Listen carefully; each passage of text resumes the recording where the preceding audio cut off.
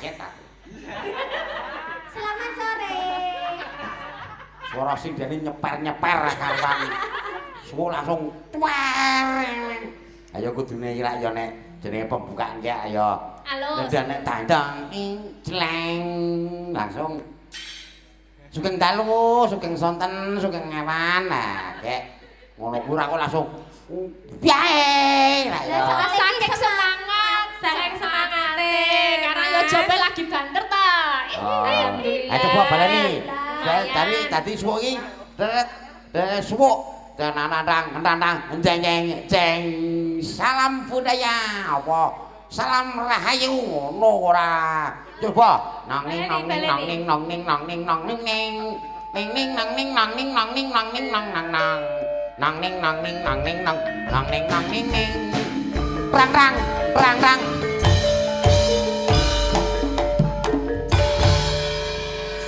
Salam budaya, lestari budayaku. Nah, ono kuwi wayang kala to.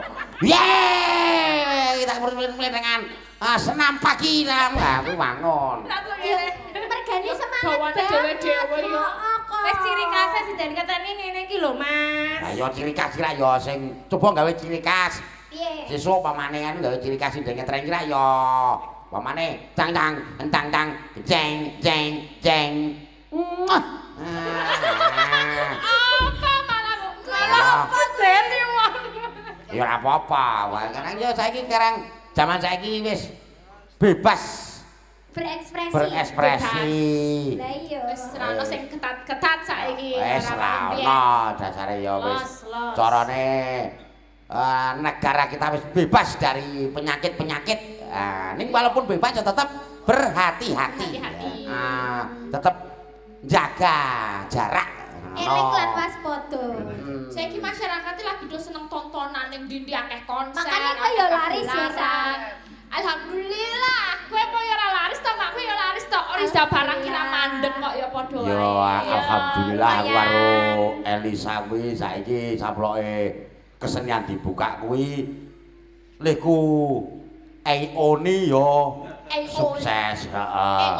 EO nek basane anu iki EO nek Kepanjangannya apa ngerti ora? ngerti. Apa? EO iki EO A O E O. Tak kira Elisa Orkarus tak kira. Lah apa ta? Ayo EO ki Elisa Orkarus. EO basa ngetrene EO. Basa Jawane Tomber. Ora. Kuwi artinya apa, Mbak EO Lisa? ki bahasa iki. Elisa Orjarus event organizer. Ya. Elisa Tomber nek carane. Pinter yo. Sekarang sekolahmu dhuwur kok ya, Sa. Dadi kowe pinter ngerti. Ayo. EO singkatan dari Event Dasare Elisa iki sekolahe yo pas karo tentang go event organizer. Sekolahe ini kok psikologi dadian ana hubungane. Jangan iki anu aku ngerti. Kowe sekolah ning psikologi ki arep ndandani jiwamu. jiwane si Petruk to. Oh, jiwane Bagong. Ose. Petruk. Iki wah kowe iki ana gandeng cenenge. Ana hubungane antara kuliah ning psikologi karo ning marketing kuwi ana hubungane. Pokoke karo EO kuwi ana hubungane. Apa hubungane? Lho, ayo Lisa iki gawe supaya wong-wong iki do gelem nanggap wayang meneh. Kuwi ana gandeng ceneng karo psikologi. Mergane psikologine wong wingi-wingi kuwi wedi do nanggap wayang mergo ana rame-rame terus ndak kena virus. Lah, kuwi tugase Elisa. Apa jenenge?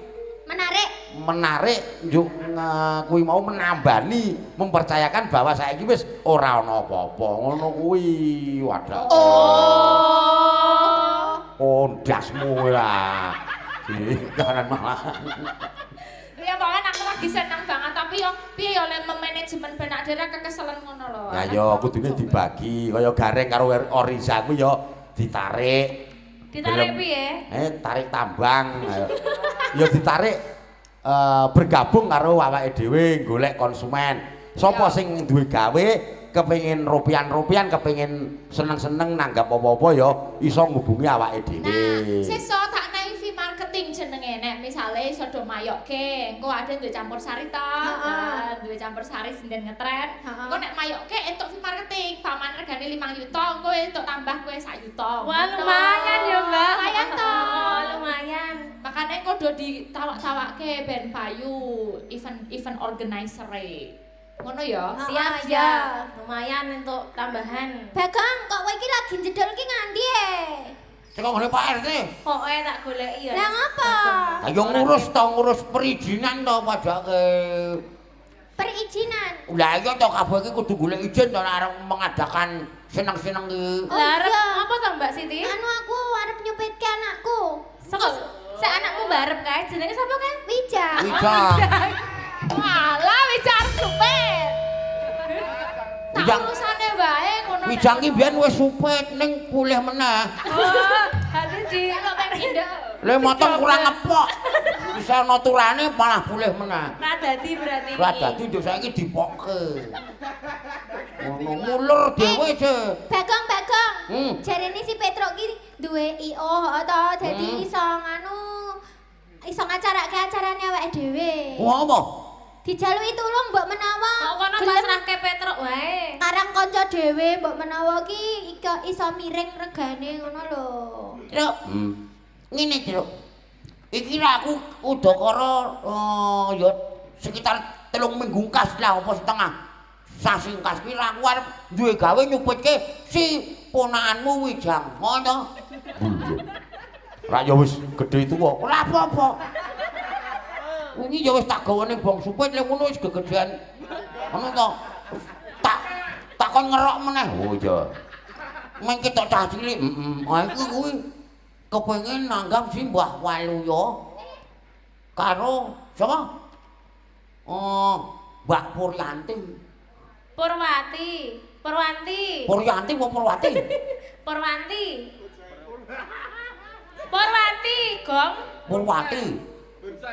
Oh, Purwati apa Purwaceng? Wis lah. Nah, kuwi ngono kuwi. Nek ming kuwi beres nek ming kuwi wae. Kuwi penjalukan saka anakku Wijang. Oh. Mergo anakku Wijang kuwi lak ngefan karo jenenge Mbah Waluya karo Bu Purwati. Kuwi ngefan banget apa ndak dino tontonane kuwi kok.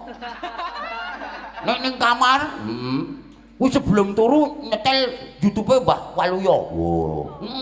Kuwi nek sebelum turu sadurunge adus nyetel YouTube Mbah Purwanti. Oh. Dadi sono jatahe dhewe-dhewe. Oh iya. Saking ngefane ora ati. Heeh. Wong kuwi iso ta, Truk?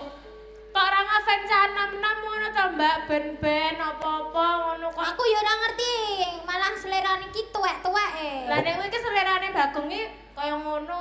Mergo anakku Wijang kuwi lak budaya. Budayane kenthel banget ngerti ora? Ngene iki kuwi banget kuwi uripe dienggo kesenian. Nek ora meking wegah wong. tolak ngono iso iki diatur ya kok karo Petro tak atur wae Nah, kepiye kuwi sak kowe iso to ngatur apa kuwi? Ngurusi kabeh iki tak pasrahke kowe. ora masalah gane iki kanca dhewe ya ora nganggo fee marketing dadine didiskon Wah iya. Wah, lumayan kuwi, Gong. Ning kowe ya kudu ngerti regane Mbah Waluya. Larang kok, Cuk. Ate kono Lisa kae. Sa, Mbah Waluya ki larang apa murah?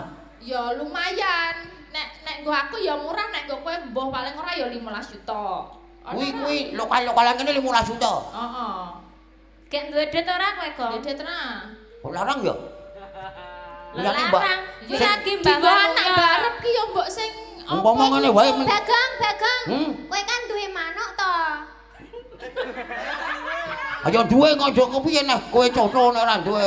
Maksudku ki ingon-ingon. Heeh, piye? Kae didol wae nggo mbayar Mbah Waluya. oh ini bar juara to manuke nek wis juara ngono kan larang regane kuwi didol wae Oh. Aning manukku mung dinyang 300 e. Mbah Waluya gelem ora 300. Ya ora, sik wingi kae jarene ana sik regane larang. Mati ngono kok. Oh.